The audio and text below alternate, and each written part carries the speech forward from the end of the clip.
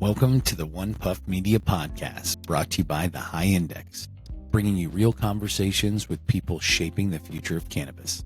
Join us weekly to go behind the scenes of tech and innovation powering the plant. Come roll with us. Hey, thanks for joining us this week on 𝗕𝗲𝗶 Media. Great to have you. Tyler, how are you today? I'm doing well, Alex. Good to see you. Likewise, great seeing you again as well. For everyone who's joining us this week, who's not familiar with Tyler or, Vast Insight Partners, Tyler, why don't you kind of break down, give an intro to yourself and Vast Insight Partners and how you really got started in the industry? Yeah, thanks, Alex. Background was traditional food and beverage manufacturing, right?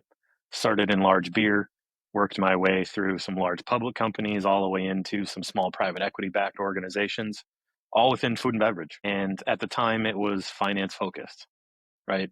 And the conversation around this is, how do we give the insights or the awareness financially to the general managers, to the leadership, and how do you execute based off of those insights?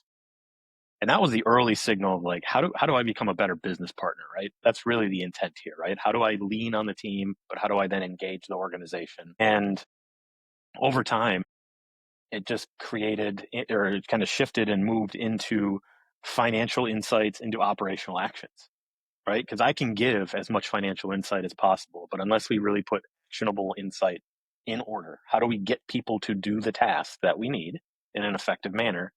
That's really where the rubber meets the road. So for me, it was a long path of traditional finance for 2 decades, getting it operational, and then had an interesting connection with a colleague that we went to college with. He was moving back to the Midwest and was joining one of the large MSOs, and he said, "Hey, I need you to come join us." And at the time, he wouldn't tell me the business. He was kind of like hesitant because I was in traditional corporate world, and it was one of those where the stigma in the industry and all that feeling around the cannabis and hemp space was concerning at the time, right? You're talking 2019. Still black label. Still concerning, right? Still this stigma against it. And finally said, look, I need somebody to come in and run our financial projections and our operational execution within a large multi-state operator. Finally told me the business, and I'm like, I never thought I'd be in this industry, but this is an opportunity, compliance heavy, fast moving, inventory sensitive business, cash sensitive organizations that really need quick actions with the structure and process of large corporate, right? We're still trying to put standardization and process in place, but not make it so robust that it becomes even more of a gap. Another burden, right? The last thing we want to do is burden the already difficult operator layout within cannabis. So long story short, joined Cresco Labs, did a lot of interesting things within that organization, a lot of opportunities to scale, a lot of due diligence on some deals, a lot of things that I never thought I would be involved with, but was just re-leveraging my past muscles from my large public and private equity days. Fast forward to middle of last year, I saw an opportunity where there was a need within business, manufacturing, CPG, and cannabis in general, that had an untapped and undefined market of how do we get integrated business planning? How do we get financial insights? How do we bring connected planning to more than the business that I was involved with, right? Being a W-2 employee, it can only help one business. So how do I bring that muscle and that capability to other organizations? I created VAST. VAST actually is an acronym for 2 things. One is just the value, the articulation, the strategy, and the time-bound aspects. How do we do it quickly for you in a repeatable manner? But then it's also the initials of my family. And that's on purpose because that's the focus and the effort that we have with every single client that we have. It's not just here's a really nice strategy deck and, good luck, right? We're getting into it with your teams, right? Whatever you're doing, you're manufacturing something, and the idea is to make a profit. How do we do that quicker with less burden and get the curiosity within the team to drive action and drive execution? So that's what VAST does. We do that with private equity-backed organizations, manufacturing, and then because of the experience and the capability within cannabis, we lean on other multi-state operators or other cannabis plant-touching businesses that need that support. That's awesome. That's awesome and admirable, right? You found a window, an opportunity, and saw value in what you were offering across different industries and really executed to bring it forward. into the cannabis space. And I think it's critical. Then the more that we normalize and bring in tools that aren't just, specifically for cannabis, and we broaden the overarching thought process around operating one of these businesses, I think it's going to just help in standardization and kind of having those SOPs, and someone like you and in the corners, I would imagine, is critical to ensure profitability and, operational smoothness and so many different things. So you've worked across different industries from CPG now into cannabis. What was the common thread that you saw that inspired you to launch Fast? Yeah, there's the opportunity of where do we put the dollar and where's the best investment for us, right? So we really like to focus on, we don't want to react to things. We actually want to see our options and manage our risk, right? So in that instance, how can I translate what's occurring within the market, the segments, our portfolio, whatever that is, whether it's a large vape portfolio and we have to be the most available with the most flavors and the most sizes, or are we a super premium rosin-based cartridge, right? Both of those different items are going to drive different actions for the manufacturer. So it's how do we not react to what's occurring, but how do we start predicting what we're trying to do and what we are as a business, and help the business start executing of saying, if we're going to invest $1, where do we get $5 in return, or where do we minimize our risk? So all of that to say, we want to minimize this firefighting aspect, this reactionary execution, right? So we want to go in the right direction and we want to go quickly, but we want to do it in an aligned manner. So if our action and strategy is we're going to be the best rosin vape business in the country, how do we do that? What's our inventory strategy? How much do we want to hold? Is it freshness? Is it price? Is it diversity? Is it we always have a sativa on hand, right?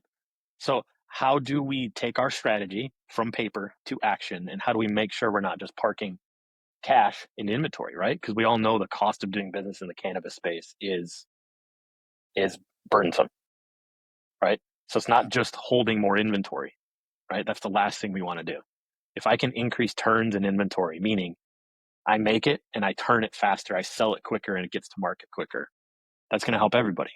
Consumer's going to be more receptive to they're going to see the dates on the package, right? Business is going to see revenue and margin quicker. I'm going to see inventory turn quicker, which gives me a better signal to how I predict going forward.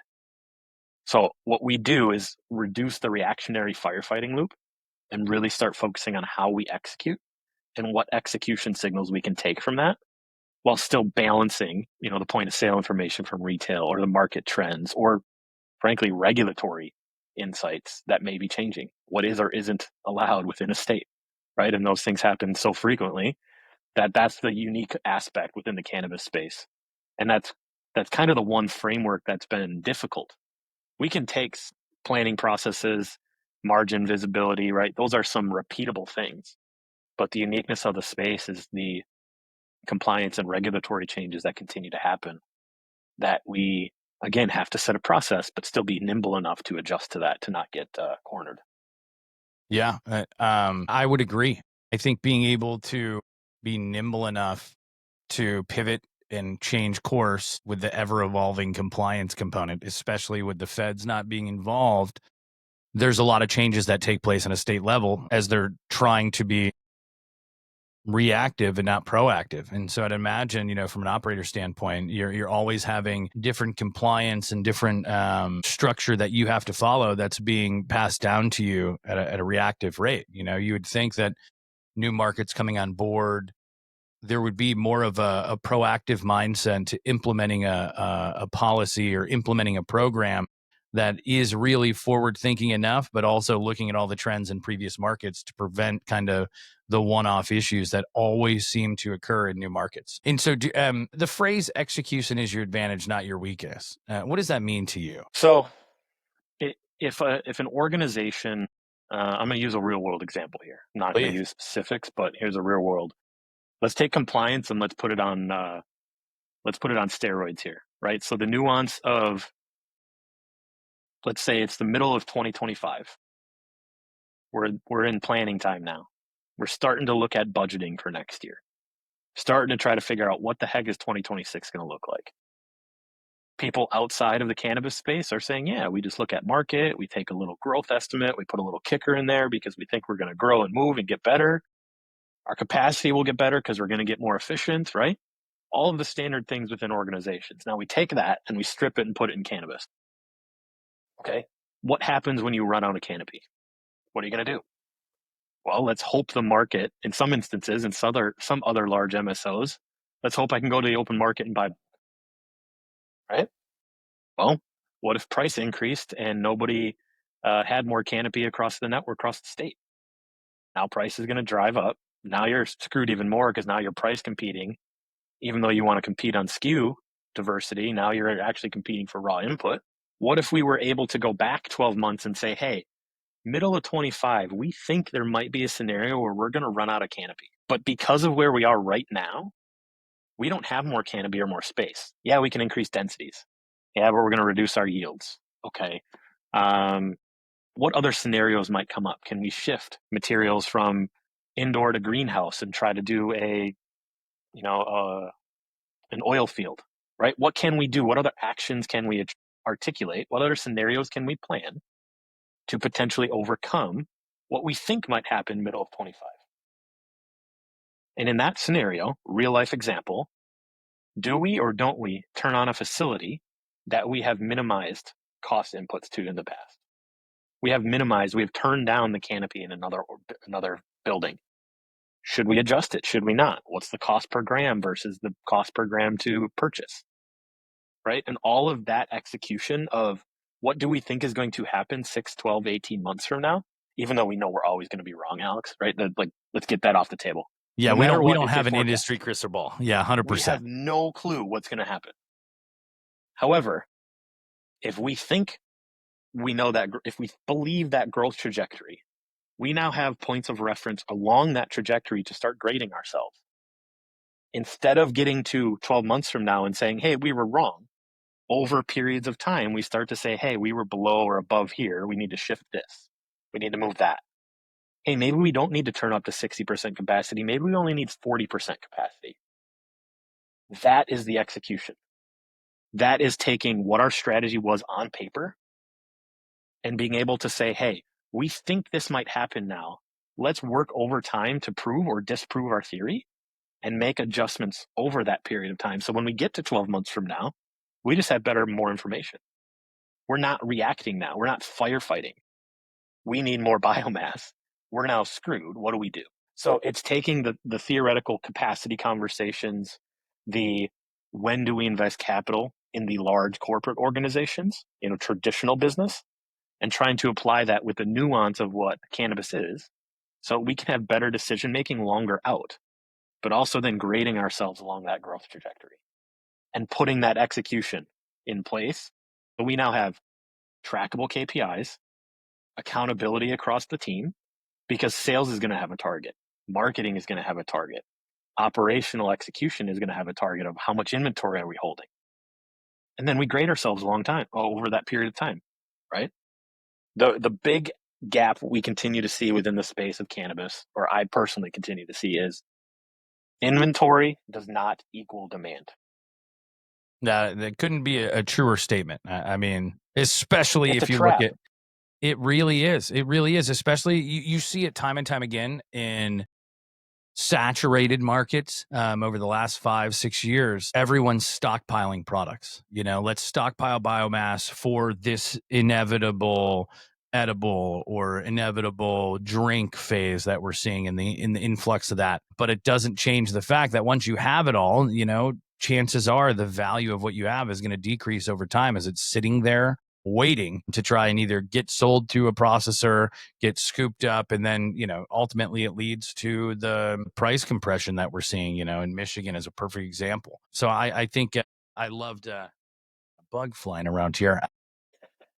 I love that answer, and it makes sense, right? It makes sense because, the execution really is your advantage, and in being able to execute and drive different initiatives for your business is critical. Let's go back a little bit. So Tyler, walk us through your career journey, starting with Miller Coors to Cresco Lab. What was the progression? Obviously you stated that your friend had an opportunity and to jump on with Cresco Labs. But I mean, prior to that, do you see that the journey, I would say, from Coors to Cresco Labs, just kind of, I guess, walk us through how that progression took place and where, I guess, you saw the value in each one of your transitions throughout your career, ultimately getting you to now Vast. Yeah, it's an interesting thing to reflect backwards on because obviously hindsight's 2020 and it all makes sense and you can connect everything in the rearview mirror. When I was in it, Alex, it was always about how can I become, and I stated this right at the beginning, how can I become a better business partner? And it was one of those discussions and I'll say mental hurdles as we age and get older around the more I know, the more I realize I have no clue about. Right? So That's the wisdom right there. I was going through my career trying to identify my white spots, my gap. So I started in traditional manufacturing in Miller Brewing before the joint venture was into Coors. I was on the factory floor. I was the finance guy, and in some instances, some very colorful words associated with bean counter and very often looked down upon of being on the factory floor. It was a unique environment, difficult environment for somebody just coming out of college and not being used to a union setup. But I can tell you that was the most transformative time in my career because I had to figure out how to work with people that didn't necessarily agree with me. Or potentially see your value, right? You're just this guy coming down onto the floor. What do you know? This is the insert 4-letter word bean counter on the floor. What the hell, right? And that was the opportunity of saying, great, I can now give insights and help the business and the operators understand what we need to do and how it benefits them. Hey guys, you want to see this little bonus on your paycheck because we're getting, 10% more cases out the door than we ever have before? Great. I'm not only the one helping set the target, but I'm also grading you against it and giving you insight of how do we do better. Like I'm sitting there again, young, naive, 19-year-old. Why am I being so challenged? Right? I'm here to help you make more money and I'm the bad guy, right? But it was a flip, right? Again, as we go through the career and as we understand, we don't know an ounce of what we should at that age. And I progressed through my career I moved from Coors in the factory. I went up to Coors corporate and led and supported their capital team. So this is working with all the engineers, all the breweries across the country, saying, what product are we going to invest in and what new thing are we going to make next year? Right? So we're working with the engineering teams on transitioning from glass 40-ounce bottles to plastic 40-ounce bottles, right? We're working on new lines in a Leinenkugel's brand, right? We're working on a lot of different things, and you had to get insight 18, 24, 36 months out to even give an ROI or a calculation to the executives. And as I progressed, it was operations and manufacturing finance. It was strategic finance. Then I moved in and I tried to get into sales finance in the beer industry, but that was a very difficult thing because everybody wanted to be out on the streets, enjoying the beverage and doing work at the same time. But found myself in another organization, large multinational group, and was the sales controller. So again, leading compensation planning, leading structure and strategy for how we execute, bringing third-party analytics into the business, while also running the internal and external audits, right? I was always trying to fill, and a little side note there, I was not an accountant. I'm never an accountant. You don't want me doing your taxes, point blank. However, it was finding that white spot. I had to understand what was important to the business and what was not important to the business at that time, and how do we manage those priorities? So I ran internal audits. I ran the external audits, and I purposely raised my hand. Maybe hindsight there was 2020 again. Maybe I shouldn't have, but it allowed me to lean into what I didn't. I progressed into some M&A business. I progressed into some private equity businesses, food and beverage manufacturing, then found myself in the MSO space with Cresco. It was always trying to identify, like 20 years ago, if you would have asked me, Alex, Tyler, you're going to be in cannabis. Now you're going to have a boutique consultancy that's going to support cannabis firms, but federal regulation isn't involved yet. I would have said you are absolutely batshit crazy. There's no way. And here we are. I have this unique subset of knowledge. I have a background that helps businesses transform their organization. And now we're talking about cannabis in a very highly regulated environment that nobody knows what next year is going to look like. And it was always about figuring out what my white spot was. And now looking backwards, it's leveraging all of that knowledge and saying, I am a boutique consultancy with vast insight partners that just happens to have top knowledge and top execution knowledge within the cannabis space of integrated business planning. Because I can guarantee you what Cresco Labs did, no other MSO is doing. Are you able to disclose that? You know, their secret sauce, and no worries if you don't want to. You know, there are, I don't want to call it secrets. It's not anything. I could go hand you the integrated business planning book and you could see what the business is doing. It's all about building the redundancy within the organization and building the team connectivity. It's not sales just trying to set a sales plan. It's sales walking through the capacity, the strategic plan. What are we as an organization? TrueLeaf, CureLeaf, GTI, Cresco, 𝗬𝗲𝗄𝗏, those are all different organizations and all have a different mission and mindset. Yet we're still competing against each other because we're all still in the retail locations, right? GTI is not going to have the same mission and mindset other than making money as a Cresco or a TrueLeaf or a CureLeaf or a profit is number one goal for all of us, right? We all want to make money and make good money. that is the goal for sure. You and I both know, Alex, let's take a poll. Where do you go if you want premium tier flower? You're going to go to a boutique shop for sure. You know, I don't think you're grabbing MSO products anytime soon. Not yet. Exactly. Where do you go if you want a reliable, consistently available, and maybe you normally get indica, but this time you want a sativa and you might want to try something. Yeah, and in that instance, you're going to go to a bigger retailer, potential MSO, right? So, I mean, it makes sense. I think what's interesting is your background, especially so heavily involved in beverage manufacturing and counting the beans, as you indicated. You know, you really were just evaluating consumer trends and then extrapolating it out based on not just products, but predicting, what's going to move 18 months from now and how to do that. And then aligning back the procedures and process in the beginning or during the manufacturing process to account for those gaps, as you mentioned. Are you seeing, especially with the influx of CBD and THC beverages coming online, what kind of correlation do you see there as far as from those years in alcohol beverage manufacturing to now this kind of boom? Do you see a big similarity? Do you think there's, I don't want to say anything ill will, but do you think it's a ploy or a strategy that's been implemented by some of these, alcoholic manufacturers to now kind of roll this out? Or is that is that maybe just my conspiracy theory thoughts coming out? I wouldn't call it, you're using some pretty strong conspiracy theory language, but I don't know if it's a ploy.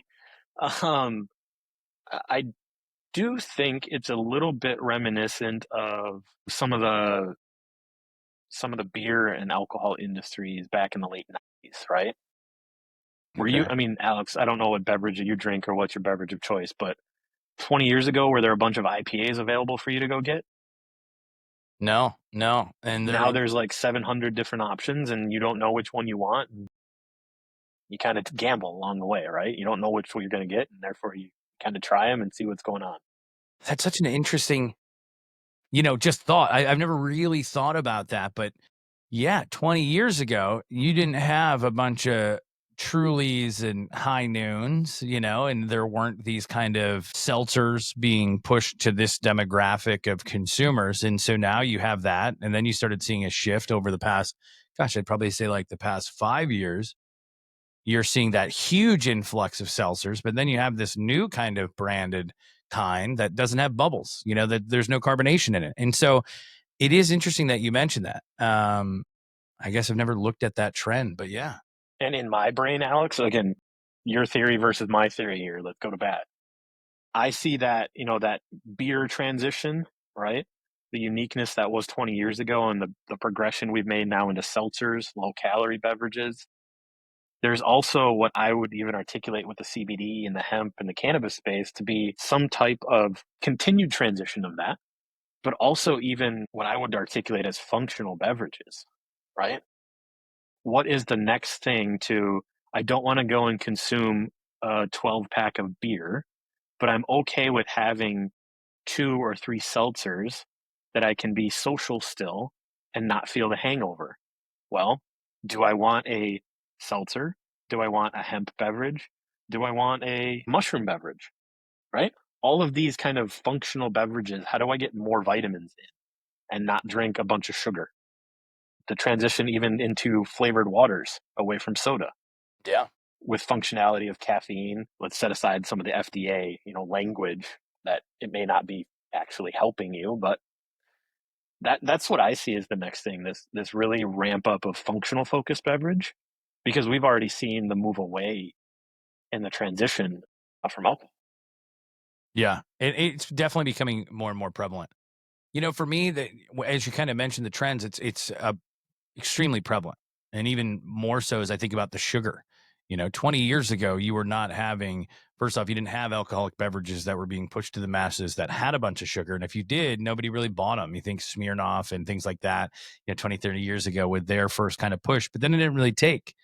And then you see this rollout of seltzers over the past 10, 15 years. And now it's progressing even further where people want it with no sugar, right? And so you got this flavored, no sugar alcoholic beverage.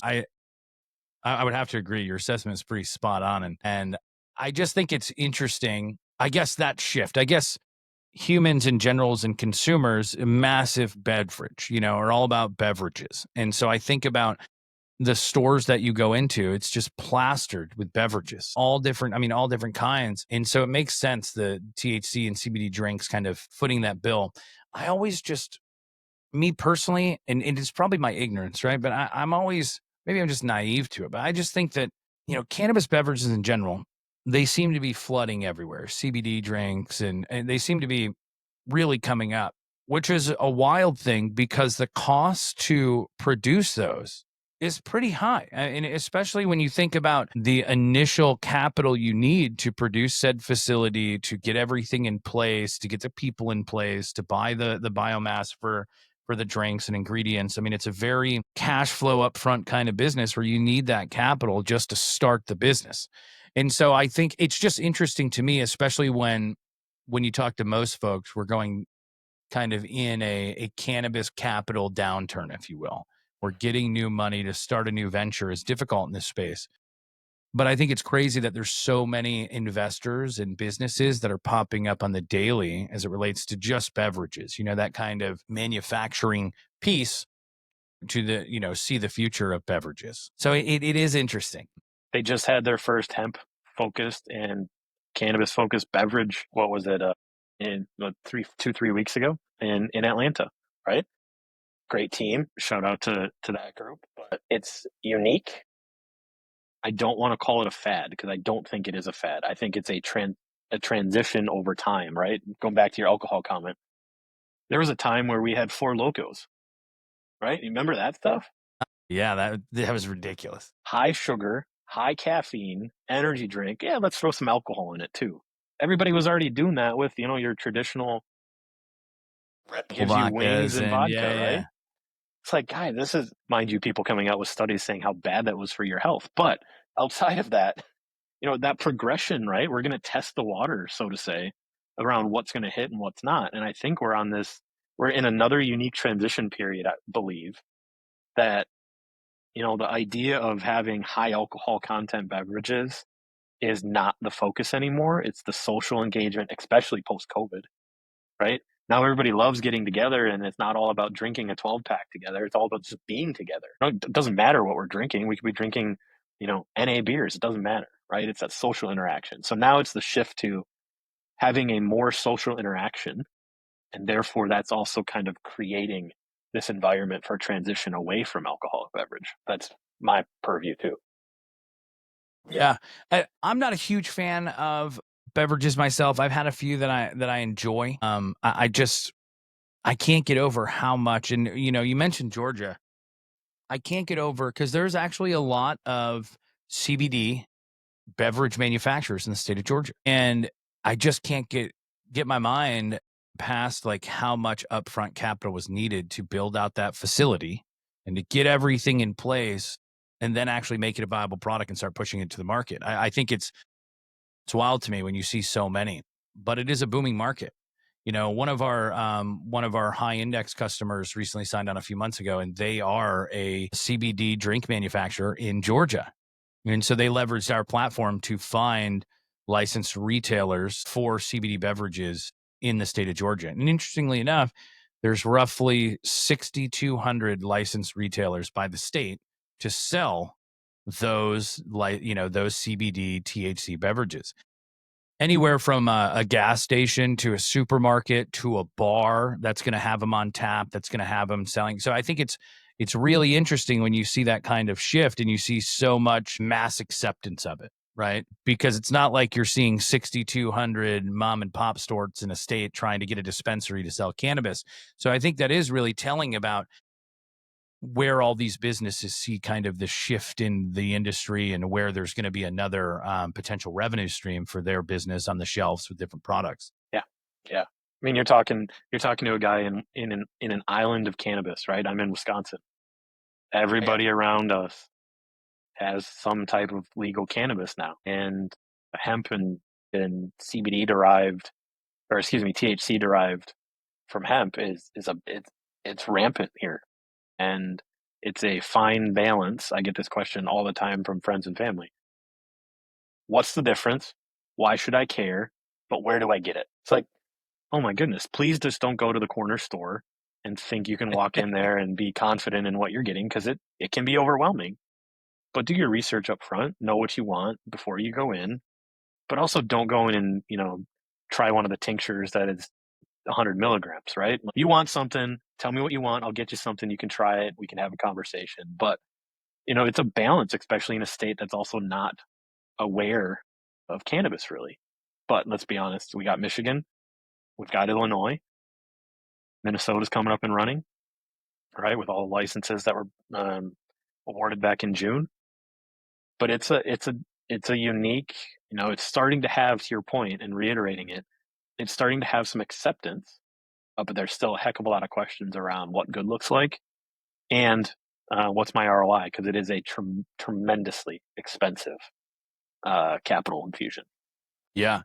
And that's why I always wonder about and not the conspiracy component of it, but I always wonder, there was talks years ago, big tobacco is sitting on the sidelines waiting for the day that it becomes legal, and they're just going to push out all of this cannabis in cigarette packs in stores. And I remember hearing that, gosh, must have been 20 years ago in a High Times magazine, and seeing some way before AI.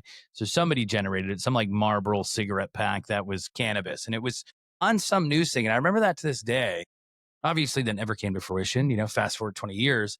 But the beverage component, all of that can definitely come to fruition. And if I was in Anheuser-Busch and I'm sitting on the sidelines just waiting, the amount of resources and firepower they would have to basically buy up all the CBD biomass for their operation could easily be done. And they can undercut all these small guys, coming out with their stuff, because like you were saying earlier, there will come a time where finding what you need to produce your product is going to be much harder. It's going to be far more difficult, especially when you have, billion-dollar organizations coming in and saying, well, we want our drink to succeed, so we're just going to buy it all up.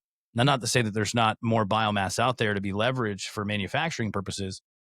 I just always wonder about the really big players that are off the Richter scale of what is existing in cannabis today, or even the hemp market, and then kind of controlling it.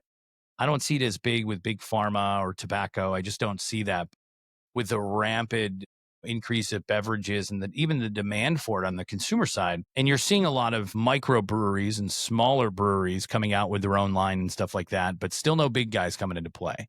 So I often wonder when that's going to happen and how it's going to kind of shift the market trends and what's going to be available for consumer standpoint. Do you have a theory as to why the Marlboros or the large beverage players haven't gone that direction yet? Yeah, there? I do. So I think that the acquisition, or not the acquisition, but the land in order to leverage it to produce the product is far more intensive than that of tobacco, right? And I think that big tobacco doesn't necessarily care about what's being sprayed on that tobacco in order to produce the cigarettes. And I think that if you just look at the trend, even the slight shift over the past 5 years from mass consumer high THC quantity to more boutique, not remediated kind of flower, I think that if anyone's looking at the consumer trends, it would be a hard thing to predict, to say, hey, how do I mass produce this to be able to push it out to millions versus, a few 100,000 people within one market. So I think that has something to do with it, because they're really, anyone I know, and I've toured a lot of big farms, a lot of big grows, anyone who's growing cannabis outdoor for the masses, and I'm talking, 100 acres plus, 150, 200 acres, and you got, a few 100,000 pounds of biomass being grown and harvested every year. 99% of that is being used for oil and distillate and gummies and all that stuff. So I think it's a really difficult thing from an agricultural standpoint to grow non-remediated, pesticide filled farms with consumable, let's pick it dry and smoke it right there. I think it's just a very difficult thing to really implement. And the last farm I was at up in Michigan last year, it was over 100 acres, and they produced over 100,000 pounds in what they harvested that year. And only a few instances where they take like the best of the best and flash freeze it for, some of the live products. But even still, that's for live rosins and live resin. And it's all predicated on the fact that it wasn't smashed full of pesticides or one-off chemicals. So I think that it just plays a huge role, because how do you do it? If I was a tobacco farm, I could have 100 acres in the middle of North Carolina or Georgia and just produce a bunch of tobacco, spray everything on it that I would need to prevent the bugs from eating the plants, then dry it out, throw it in cigarettes, because I think they've accepted that their products are chemicals, that they're extremely harmful. So I think it's one of those things too, that, okay, if I were to start growing cannabis and I'm Marlboro, how do I change the narrative that, this product is not poison like this other product? Because there is such a huge agenda about, cigarettes, cancer, death, all this stuff, and it's so bad for you. And it didn't used to be that way 30 years ago, that, even though things were kind of shifting and the acceptance of tobacco use, the agenda had switched very heavily to now let's promote it on social media as this is bad. And I think part of it was people didn't realize how bad it was, or were just kind of brushing it away. Oh, it's not that bad.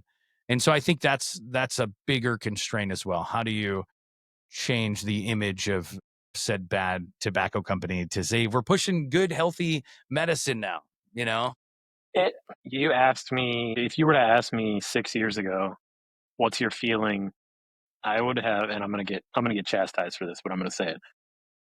Tobacco and cannabis were similar. Nobody cared. It was a product. We're here to make money. That's the idea. That's why we're in it. And I personally, now being in the space, seeing the culture, the environment, the desire for what I will say is close to pharmaceutical manufacturing in some instances than tobacco, right? There are many applications where it makes a heck of a lot of sense to have the cleanest thing you can. And we've seen, as I've gone over this journey of creating Vast and creating my network, we've seen technologies that can avoid remediation, right? It's just not at scale yet. It's coming. Confidently, it's coming. Shout out to that team and 𝗖𝗲𝗲𝗿𝘀 and the group over at Benecan Labs. You guys can give you insight to that. Some cool AI technology doing spectrometer light analysis of bud to say if there's mold or remediation needed before it becomes remediated. So how do we get high-end flower without having to put it through remediation, right? Now, this is Israeli technology, and it's a different environment for that cannabis space than it is for us, because that's more medicinal and much more focused on health focus versus, the US market and the capitalism that we have here. But the transition of this environment and the movement here of, again, you would have asked me, cannabis and tobacco were similar to me 10 years ago. Now they couldn't be further apart. Now, do you think, did you, I guess, man, I love that statement, and that's awesome, kind of just seeing it and being able to acknowledge that. Do you think your perception of that was just, hey, it's a smoking product, consumers are just smoking stuff? Or do you think it was kind of extrapolated and built upon from Reefer Madness days, where there's just being this black label of it, this is bad, Or was it both? I think it's multiple and inclusive of more. I think it's both of what you've articulated, along with all of the regulatory compliance, governmental, drug push or trying to stop and putting this taboo aspect on the cannabis, back in the 70s and 80s, and the whole idea of, the intent was to get rid of it before. And it was never studied. And there was gaps around, was it actually helpful or not? And now we're starting to see all of these robust studies come out to show the benefits. There's still hindrances, right? There's still gaps to the product, especially when you smoke it. But for me, it's kind of compiling all of that. It was the taboo aspect. It was the governmental regulations that were put on it. It was I was born and raised in an environment that smoking was bad. Don't go by it, right? So it was, okay, everything associated with tobacco and cannabis, it's smoking. Don't look at it, right? And I think that was just a big snowball of naive, right? I wasn't aware of all the things underneath it, the benefits of it, how close it is to pharmaceutical manufacturing, the care that people put into the plant because they have a personal affect towards it. Mom or dad had cancer, grandma or grandpa had cancer, they had Alzheimer's. They have high anxiety, and the only time you can see them interact with people is after you give them a gummy, right? All of these things, it's much more than just, I have to go on my smoke break and I get a 20-minute break and I'm at work and I can go back to work even though I just ingested a cigarette. Versus this whole cannabis idea of it's a little more medicinal. But before that, Alex, I think they were connected, and I couldn't get out of my own way to see that. Yeah. And now, as I've progressed on that, now it's becoming to what you articulated before around these big businesses doing this. How do we create that network for it to be more accepted? How do we create the environment for it to be more available for the education and not to just be taboo? Well, I think the answer to that is what we're doing right now, right? Further normalizing and educating and just providing that kind of mindset of let's be inquisitive about this. Let's look at this a little differently. Being And curious is helpful. Absolutely. I think it also just further shows the hypocrisy of our government and how it can be so detrimental to things and education to the people. When you think back that years and years and years ago that the federal government had a patent on cannabinoids and, wrote out the medicinal effects and the use cases. And then with political agendas, it's let's suppress this. Let's put this back. This isn't going to be good for us. Cannabis isn't good for the people.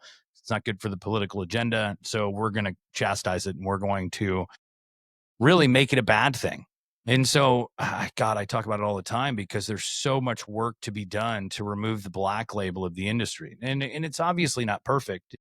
You said it best, with the smoking component, because everyone knows that, inhaling carcinogenic smoke is not good, in any capacity. You're not just going to stand in the middle of a burning building and, just be like, this is okay. This is okay. So I hate to say it robust as what I'm going to state, but we've also accepted and normalized alcohol. I despise alcohol. And, what's interesting is I grew up, I didn't grow up, but I spent my 20s in the Virgin Islands, right? I lived on St. John. It was fantastic. Alcohol is like one of the main components of being on vacation down there. You're on a boat, you're having drinks, and on the beach, you're having drinks, happy hours at all the bars.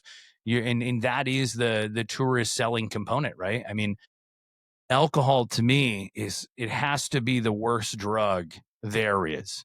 And I say that, I don't say it loosely. I mean it very, very, very directly. I mean, there used to be those agenda commercials about like, oh, my dog's talking to me, or cannabis is the gateway drugs. I remember seeing those things in the 90s, even in the early 2000s, but primarily the 90s. I always thought to myself, man, this must be the gateway drug, right? This is the reason that there's crack addicts and, people doing heroin. It's because of weed, it's because of marijuana. And it couldn't be further from the truth. And what I think is really interesting is a lot of bad decisions are not made after you consume cannabis. But I promise that if you just look at anyone's life who consumed alcohol, you can look back and say, well, I definitely drank too much and made some bad decisions. And that tends not to be the case, and not even tends. It is not the case when it comes to cannabis. Nobody's like, oh, man, I smoked this joint and I just got in my car and you know what? I fell asleep at the drive-through in McDonald's and ran over, 6 cars and hit a cone. And that shit just doesn't happen. It's just so interesting to me, but it's because of the agenda that's been perpetuated and kind of pushed upon us. And for me, I cringe at alcohol. And what's wild is knowing how bad alcohol has been, from a societal standpoint, and how much damage it has done, lost lives, accidents. I mean, you can name a gazillion things as to why it's not great. It's still growing, right? I mean, I think we could start to say now it's a little bit, downturn, if you will, and cannabis is kind of, filling a void, but it hasn't stopped, the let's go to a brewery. I feel like in the past 10 years, 20 years, the microbrewery saying, let's go out instead of going to the bars. Now it's socially acceptable to just bring your children to a brewery. And now you got kids just running around at a brewery and everyone's just sitting around and drinking their IPAs and their locally brewed beer. And I don't think there's nothing wrong with that. But I think if you're, I guess, ignoring the increased in, vehicular accidents and, DUI cases and really bad decisions, there's a direct correlation, but I think it's just too big of an industry to just. So you're hitting on something, and I'm gonna give a little more insight to Vast and the idea, right? I climbed the corporate ladder. I was doing well. A lot of people would slap me across the back of the head saying, "You left to start a business that half of your clients right now are cannabis firms." I'm like, "Yep, spot on. What's the problem?" And for 2 reasons, this is the other aspect why I started Vast. One is bringing insights from what I would call white collar, grew up blue collar, but white collar office worker that was never seeing the inside of a cannabis business. And now people are fascinated. I'll pull up different pictures from a conversation or talk about look at the progress of these plants and look at the lattice work that helps support them and like all the things around the testing that's done. And people are like, they did what? Right. And just like allowing visuals to help explain the aspects of what the business does or doesn't do.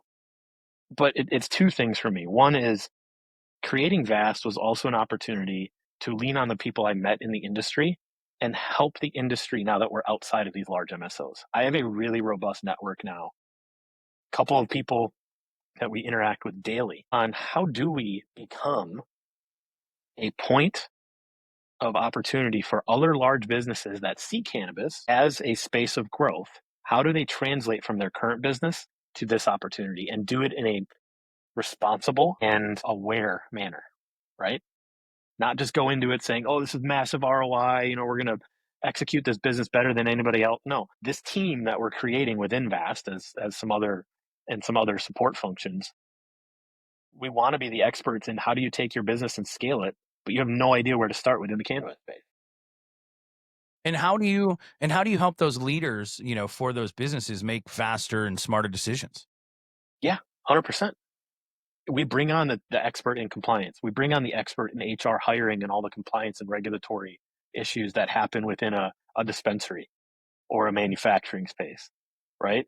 We bring on the project manager that has led multiple brand executions, private label brand execution, partnership brand executions, the biggest gummy creation in the biggest and most robustly created gummy partnership in the industry.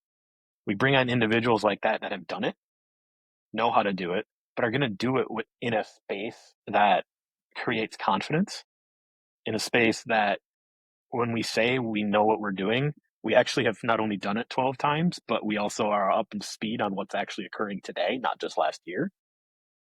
And we do this to create the environment of what the best aspect of investment is and how do we do it in a space that nobody knows what federal regulation is going to look like in a year, right? Yeah. So that's one piece of it. The other piece of it, which you hit on a little bit, bringing your kids to a brewery. I grew up on a bar stool. I've been in bar stools, right? Deer hunting. We're going out to eat. We're sitting at the bar. We're waiting. I couldn't even see over the bar the first time I sat in a bar stool, right? That, call it a little bit of Midwest culture. But at the same point, when I was in the cannabis space, my kids knew I was in something that was different, right? We didn't make it taboo. We didn't call it out saying, oh, just stay away from this, but it's okay if dad does it. right? They knew it was something, and as they've progressed and aged, they know more and more over time, right? But I think about my time when they were first born and I was in different industries and coming up, and it was normal to talk about. But then we come across cannabis and we don't talk about it as much because it still has that taboo aspect. Vast is created to not only give, as I started off the conversation with, not only give businesses better insight, but also build something to help educate people and my family in a more robust manner. Because I was naive until I was late 30s about cannabis. I don't want to say I've turned the corner, but I am now, it separates from tobacco, right? And we can give that education, whether it's an operating business or just trying to change the culture around cannabis in a different manner. And that's the education not only we try to bring to clients and that awareness, but that's ultimately the other reason why we created Vast, right? How do I educate and broaden that relationship with something that's been so taboo over the last century?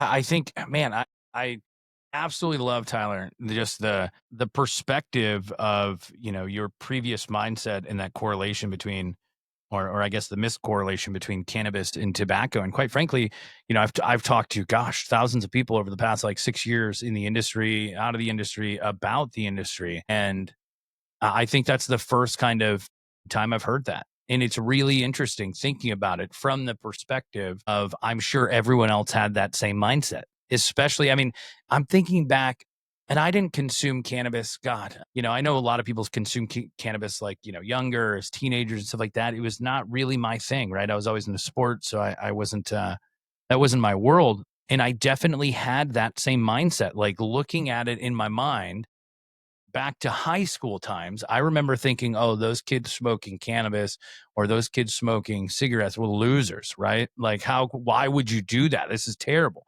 Don't get me wrong. I still think as a child, especially as a teenager, you shouldn't be smoking anything. You shouldn't be using those kinds of products. But it's interesting just to kind of look back at and see that, because I do think that the reefer madness kind of mindset was perpetuated because of the similarities of how the products were consumed.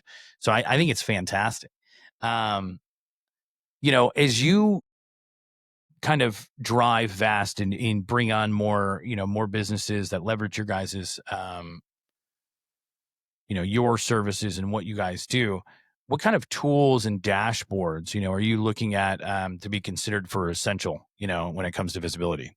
Yeah, no, it's great. A lot of potential and/or clients that I talk to say, "Hey, we need to go execute this new data integration tool or this new software." And, you know, businesses, I may be losing business by saying this, Alex, but that's a great idea. But let's start with the people and process. The software, the tools, the technology, even AI, it's helpful. It's a tool. But if we don't have the people and process in place first, it's not going to work well. That said, as a business, whether it's a manufacturer, a CPG, cannabis business, it's a new firm growing into the cannabis space, whatever it is, we focus on people and process first. We create the frameworks and the structure. We break down all of those barriers for the business to execute. We simplify the planning. We simplify the process. We don't just give you pretty plans and a nice PowerPoint and say, good luck, see you later. Right? We're in the weeds, pun intended, doing it with you. That then creates the curiosity, the engagement, the process-driven and process-oriented mindset of, here is what we need, and here's how data translates from the sales team to the ops team to the finance team to the procurement team to the HR team. How do we know we need more canopy and 12 more people and a new operator and a new machine, right? How do we know all these things? Well, we have this business plan and this awareness that gives us insight to that, which then gives us those tools and dashboards to say, what is our trailing indicators? What is our leading and lagging indicators, right? How do we dissect those KPIs to make sure we're looking at what I articulate, Alex, as the news report, right? The end of a month, the end of a quarter, the end of a year, we're a news report. We're looking backwards. We're looking back at everything and all the decisions, right, wrong, or indifferent, that we made to get to this point. We cannot afflict any change on those things. We have to now take that, and this is where planning becomes dramatically important and usually a nice to have until it falls apart, or we don't have the insights. But that's where we take all those news reports and we translate them into lagging indicators, which revenue is a lagging indicator, and putting KPIs and things in place that are leading indicators. How many doors are we selling into? What's the product mix that we're selling? How many SKU placements do we have? Are we aligned to the product market mix? That's different in Pennsylvania than it is in Massachusetts than it is in Illinois, right? What market share do we have? What actions are we taking from a marketing plan to affect that change? What's our days of supply and inventory? Right? What are forward-looking indicators? And how do we know we're going to be okay? While also then saying, did we do well or not on the news report? We want to get to that point and have good dashboards with visibility, and ultimately have the executives in the company be able to, navigate all these things on their own. Last thing I want to do is sit with an executive and have to educate them of this revenue for this month, for this quarter. No, go in, you're not going to break anything. And that's the output. We create robust platforms that nobody can break because underneath it's all robustly built. But before that, I have to have people, I got to have process, and I've got to have the pipelines built to get to that point. So, as I always say, Band-Aids are not going to work if we don't have the process in place, right? All these tools are Band-Aids if we don't have that upfront process in place. So we got to get the KPIs, we got to get the lagging indicators signaled, but also feeding the leading indicators. And we got to build a team that trusts everybody, right? Whenever I was leading the groups, whether it was cannabis or not, it's trust and transparency. It's focusing on building an environment that people are coming to work as their full self. And I will be honest with you, Alex, I think that's where cannabis was leading the employee engagement aspects. People had a connection to the product for a different reason, whether they used or didn't. And you were able to bring your whole self to the environment because we were talking about a taboo industry, right? We're talking about something that not everybody got at the level that we were involved with. And it allowed people to really be their full self within the organization. It was something special that we had built. That last thing you just said about bringing someone who cares about the product, right? I think that is really an interesting insight when you look at so many industry and so many employees that are there for the money and don't really care about the product or don't care about what the service it is that they're offering, that the company's offering, because it's a job, right? And I always think about the mindset of, oh, I'm a bricklayer, right? I lay these bricks. That's my job. I lay the bricks. And then you have the other person who lays the bricks who just has a different mindset, who's not in their mind just a bricklayer, but they have the thought process of, oh, I build the foundation of buildings. That's my job. I'm not just a bricklayer. I build the foundation of something incredible that's going to house this skyscraper. That's going to be, this house and this. And I think that from just a psychology standpoint, having an employee that isn't just there, hey, because I need a job, I need money, this is a cool company to work at,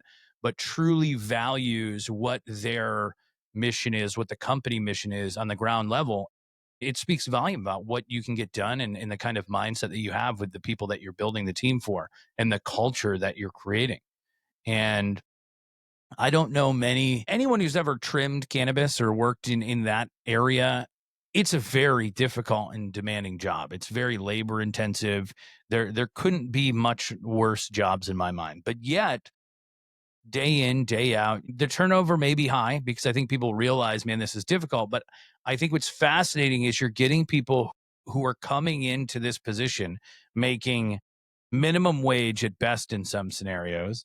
And they're in there trimming plants and terrible environment, but they're loving it, right? Because they're involved in a product that they really believe in. And they have that mindset of, oh man, I'm doing this and this the best brand ever.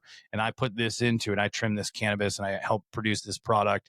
And I think about even the kitchen manufacturers who are in there, just as a kitchen technician, helping with molds or cleaning pans and pots and pans.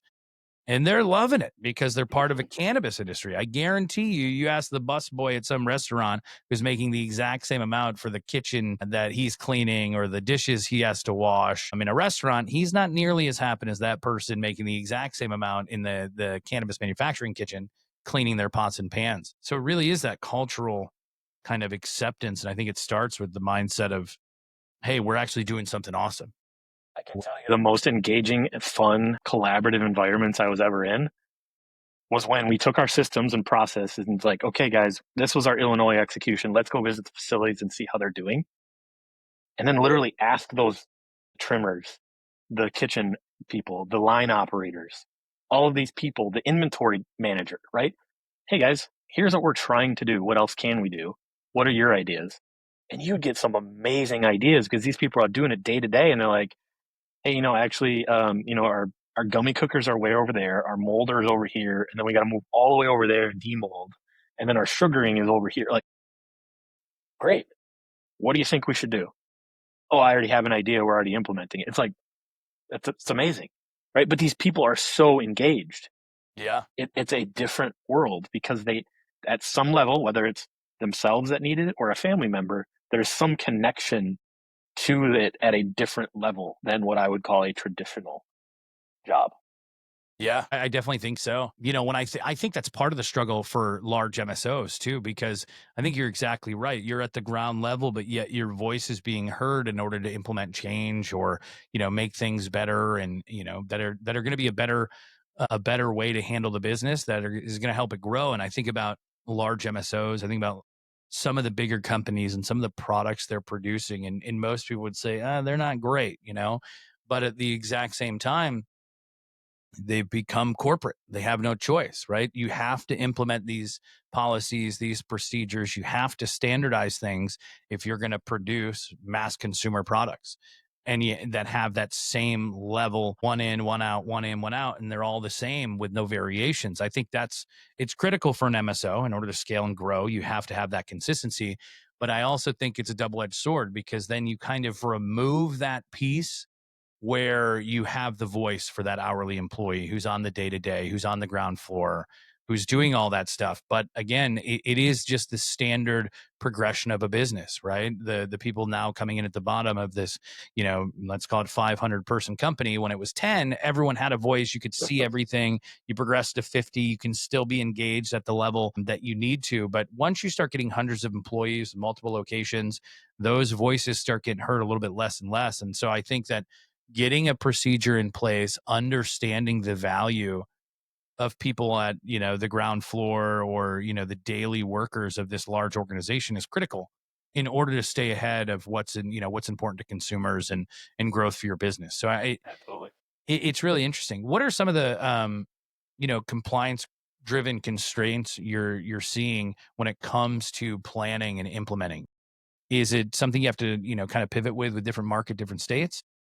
Yes, and it's really dependent on the product as well, right? So let's talk about maybe residuals within oil and whether you have however you processed it. Massachusetts testing is different than Illinois testing and what oil is allowed or not and how much residual is left in that. Or even the process of how you move material through the compliance system, right? And making sure that what I need and the work in process material, how do I make sure that we're getting it through drying, bucking, adding, storage? How we have our process set up so that we have awareness, but we're also in compliance with the regulatory system of how their steps and what visibility they need for the compliance and the tags. And lab testing, what levels come back where is, we just saw some situations, I think on the East Coast, where a compliance lab was sued because they weren't giving the right mold test, right? How the heck are we supposed to know? We're going to that lab because we think that's the lab that's going to give us the best testing. I don't know. Yeah.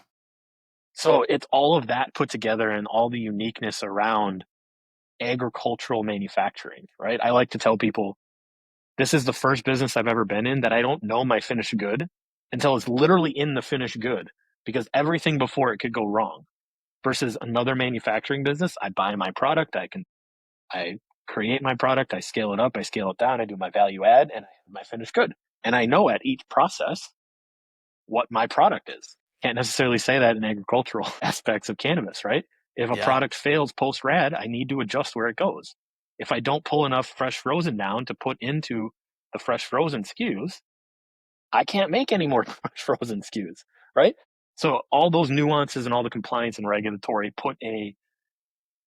I probably oversimplify it, but puts just more variables into the process that the team needs to be aware of, which is why the process and the visibility of what we need to do when and how we get the workflows right of where materials are flowing is critically important. And I guess with that, as you're coming into a new org, you're looking to, I guess, evaluate where everything's at in order to put together a plan to implement. What's the first number you ask about with a potential client? What's your current inventory and how many months of sales is it? Couldn't be faster of an answer. No, that makes perfect sense, though. I mean, what that metric is that you need to really evaluate. Because then we take it and we go all the way down and we say, okay, you tell me making up numbers. You're doing $1 million a month. Okay, now let's segment that. Let's talk, we're in a specific state. So that's a single state. What's flower? What's vapes? What's edibles? What other products do you have? Do you have accessories? Are you making a bunch of money off accessories and it's no flower touching at all? How do we segment that? And then we say, what's my days of supply? Well, we just had to discount a bunch of flower because we had too much inventory. Great. Bad decision up front not to make that much flower. So then how do we go all the way, right? So asking that question and then segmenting it down by customer. What dispensary is it in? States is it close to that dispensary? It might be driving different conversations, right? So we start there and then we dissect that all the way down. We get the root cause, we get the lagging indicator, and then we go all the way back to the beginning process to say, here's the signals that we need, and here's how we balance that to make sure it doesn't happen again. That makes perfect sense. I love that. I think that plan can really help a lot of operators just implement the right processes and begin to look at the data the right way in order to make, I can't say, to make the best assertion as to, what you need to do in order to enhance, your revenue stream. Informed decisions, not necessarily right decisions, but more informed. Yeah, more informed. That's why data's sexy, Yes, sir. Because it controls everything. It controls where the market's moving, how people are predicting it, how they're establishing new lines of products and consumer things that might need to be purchased in the future. So, I can't believe we've been ripping on this for over an hour now. It's fantastic, actually. And as we begin to wrap this up, what piece of advice would you give a new founder to scale sustainably, besides just reaching out and using your guys' services, of course? Well, and bluntly, we're going to be a fit for a business that not only wants the support, not only needs support, but wants the support, right? The last thing we can do is force a founder or an executive to say, we're the right fit for you. I don't want to work with those people, right? Bluntly, pun intended. I want to work with people that are aware that this is a system and a process. It's an operating system. It's a tool to help you. It will not fix all of your pain points on day one. This process can take time, usually 3 months to get it executing in a robust manner. We've executed a couple larger MSOs that it takes, 6, 8, 10, 12 weeks to get a process flowing. You need to capture the data. You need to make sure the team's aware of how data translates between the organization. You need to make sure the data is right? Magical. We have to have right information to have accurate decisions. And then once you make a process and you do it once, you're like, oh, I should have done that over here and this piece should have moved there. And while we can give the framework and we give really robust frameworks, it's a lot of self-discovery and a lot of curiosity around, oh, I'm a salesperson and I actually really need to tell the operations team why I need all those flavors and those SKUs and that diversity. I really need to tell them how many strains I'm selling and how I should plan with the cultivation team from 6 months ago, what strains I need in the ground today to affect my December sales, right? But there's this curiosity drives all that conversation, but it has to be somewhat self-discovery, because I can come in and tell them what they need to do, but then they're like, oh, Tyler's here is overburdening us with all this information again, right? Yeah. So it's really about, we want to work with the right people, but at the same point, this is a tested manner, or a tested, call it SNOP, call it PSYOP, call it integrated business planning, 12 different names out there. It's all about connected decision-making, right? So when founder raises his hand and says, I want to be the best premium flower eighth available in the market of Illinois, that means something. And how do we go execute that? That's different than, I want to be the lowest cost distillate vape available in a ready-to-use pen. Those are dramatically different aspects. But when the business comes to us and says, this is what we want to do, we ask a whole ton of questions, which some wonder why, but then we give you actionable output, actionable processes to go execute, depending on your strategy. So we wrap that all up to say, we want to be your partner, and we take your strategy off of paper and put it into your plants. Your physical plants, the ones that create all the wonderful product we make, and your manufacturing plants. So we do that in the most collaborative and efficient manner.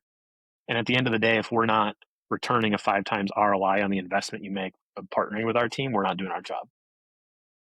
That makes sense for sure. You got to have some kind of increase with your services, or else what's the point? How can teams, as they kind of implement and look to establish a better process, how can teams move from this reporting mode to execution mode? How do you get there? Yeah, the first start is to understand the why.